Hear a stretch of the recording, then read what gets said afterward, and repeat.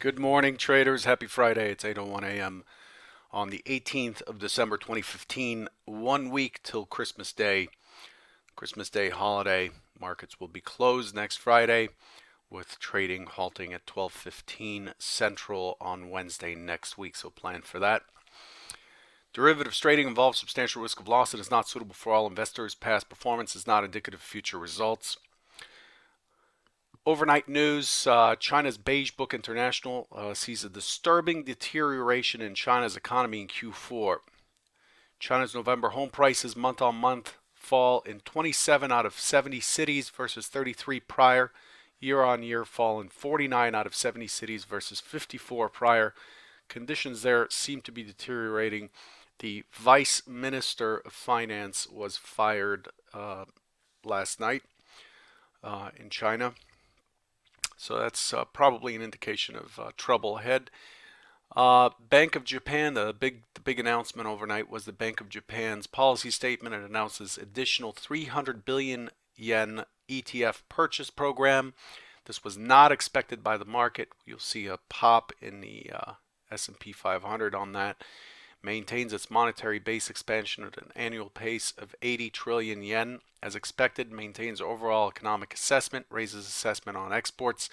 Bank of Japan's Governor Kuroda says today's decision was not additional easing, but to make it easier to continue QQE. Post-rate decision press conference. He says also that there is really no true limit to QQE. So that's what was those are the key things overnight. The overnight trade was volatile, but didn't really go anywhere. As far as what we're getting today going forward, at 8:45 Central, 9:45 Eastern, just 15 minutes after the open, we're looking for U.S. Services PMI prelim 55.9. That could be a mover. It's a medium grade number. At 10 Central, 11 Eastern, we're getting Kansas City Fed manufacturing activity, expecting 2. And then, of course, the weekly Baker Hughes rig count, which is a low tier release for crude oil, expected at noon, 1 o'clock Eastern. As far as speakers, the only speaker we have left is at noon Central, 1 Eastern. Fed speaker Lacker gives the 2016 economic outlook in Charlotte. And that's really it as far as releases for today. Let's switch gears here and look at what we've got or what we got yesterday as far as the market trading. So yesterday's expectation, actually, this is a 60-minute, which I want to talk about in a minute. Let's clean this up.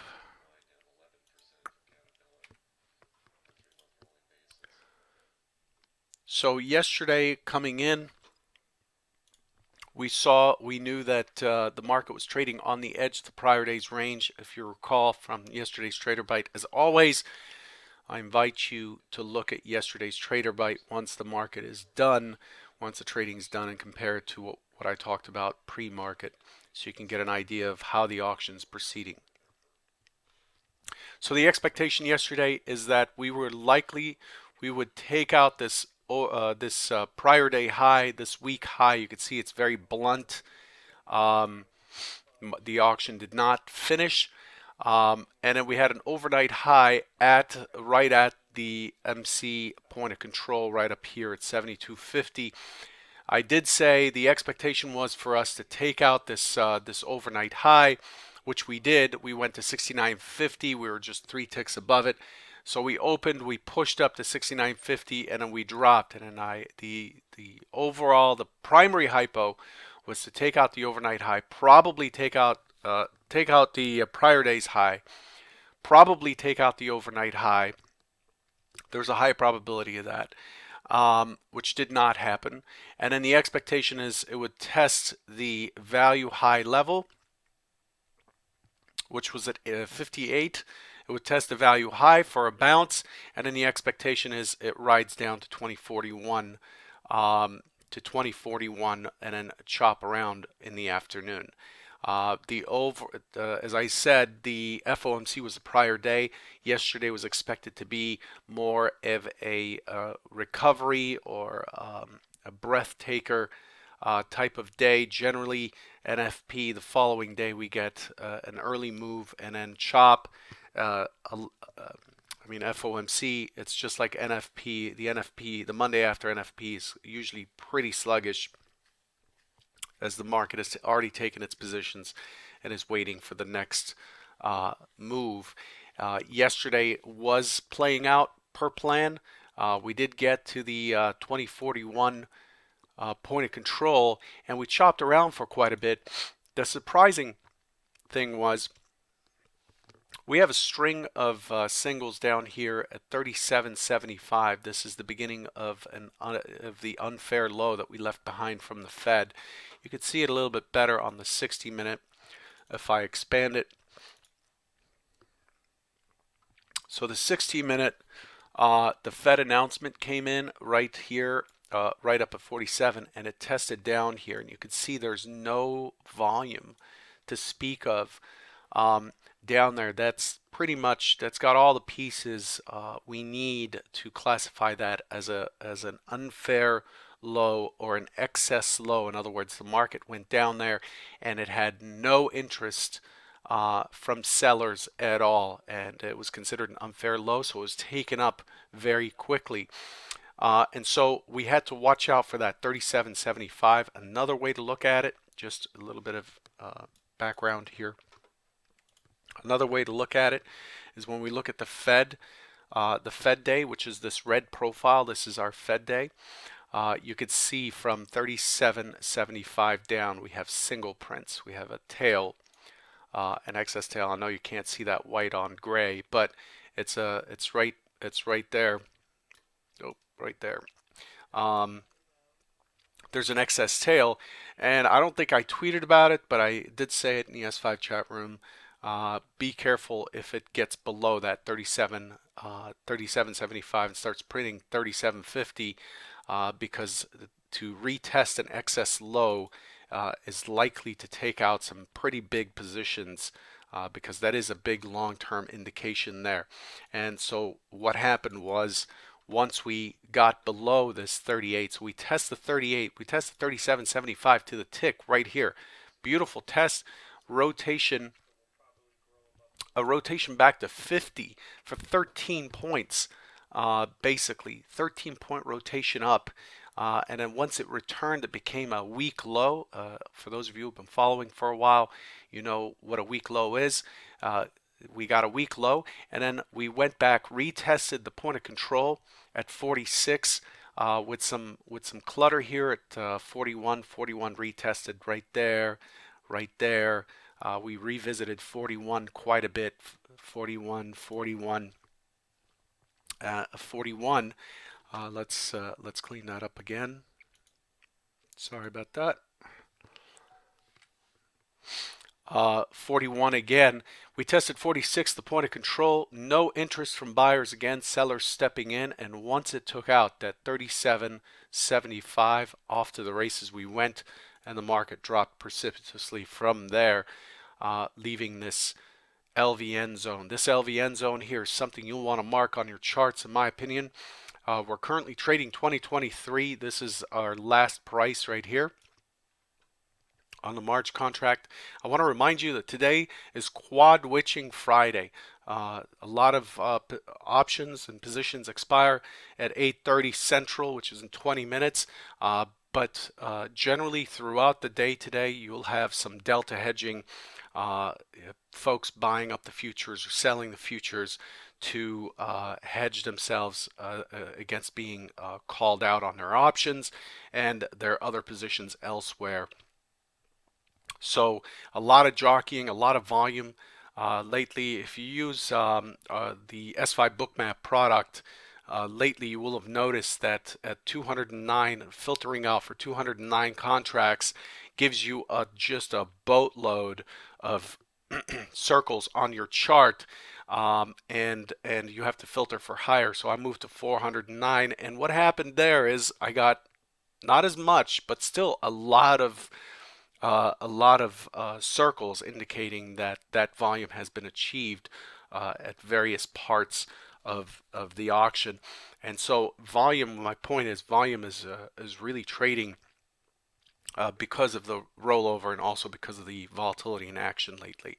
The other thing I wanted to for you all to note is that running a test running a test back on harmonic rotations. Those of you who have been following for a while know that DES has a harmonic rotation or an ebb and flow, a normal kind of up and down motion of 2.5 to 3 points. And that has expanded on a retest of the last 30 days. The harmonic rotation has expanded to 3.25 to 3.5. So volatility's picked up. Rotations have increased.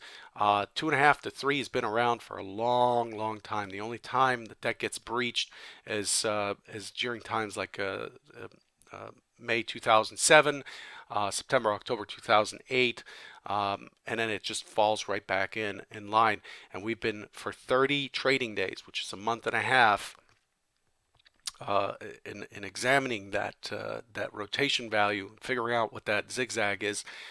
We find that the rotations have increased, which means a few things to you. And this was a discussion that some of you might have seen on Twitter with Don Miller and Verniman at Verniman, talking about the fact that it's been really, really rough lately.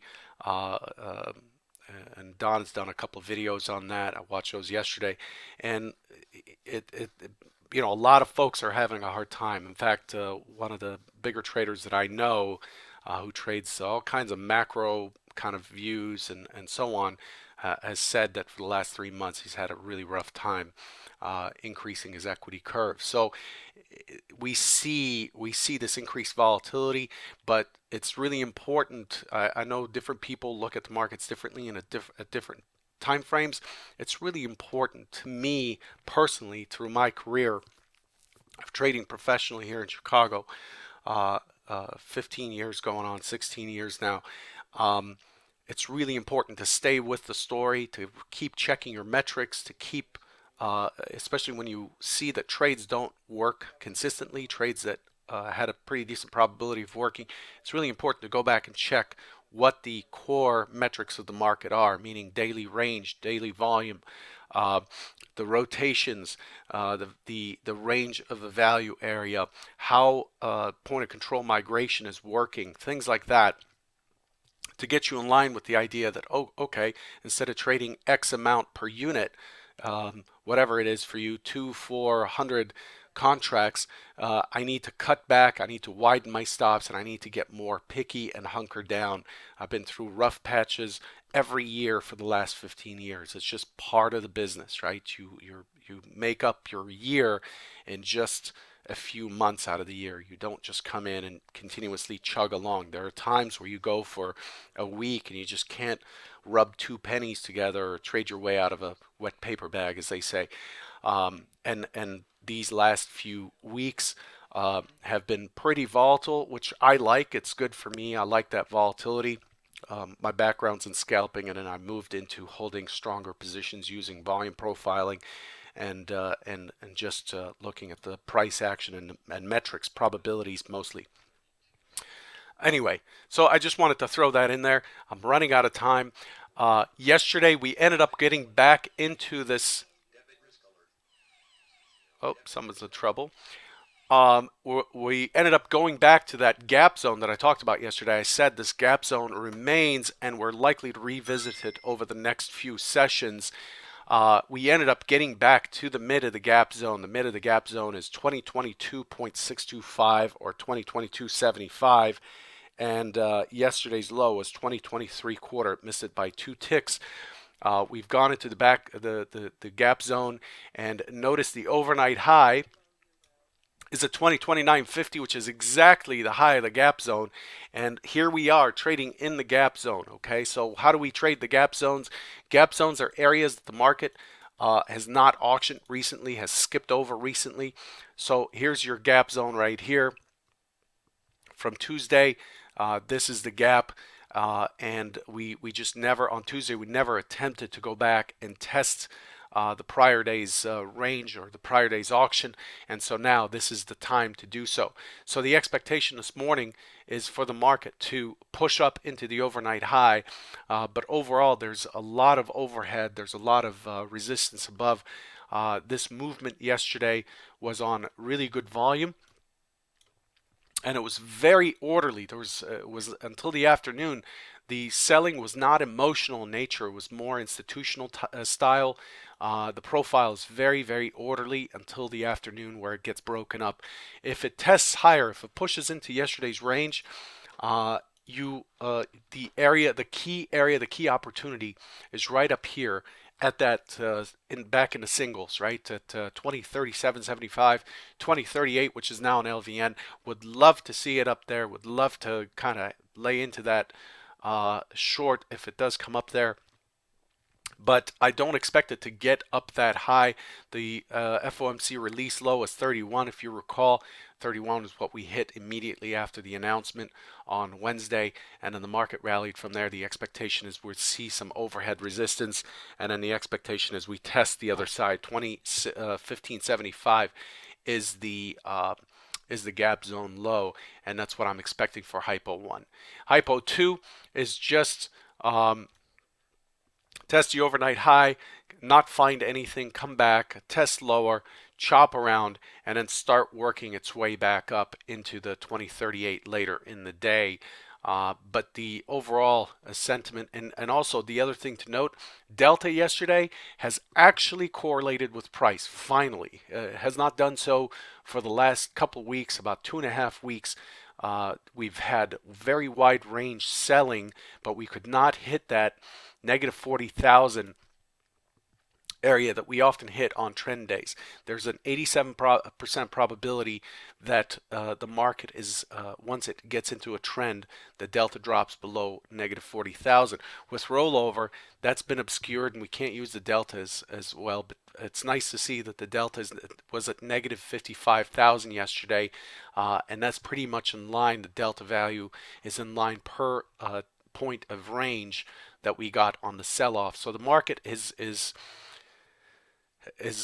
gotten past the FOMC nonsense and is not normal. I can't say that it's normal because the FOMC, the Fed has a lot more to do to bring things back to normal, but it's less jammed, so to speak. Again, that data is, you got to take it with a grain of salt because it is not. It is expiration week and rollover, and volume is not as honest as we'd like it to be because of the effect of calendar spreads and rollover.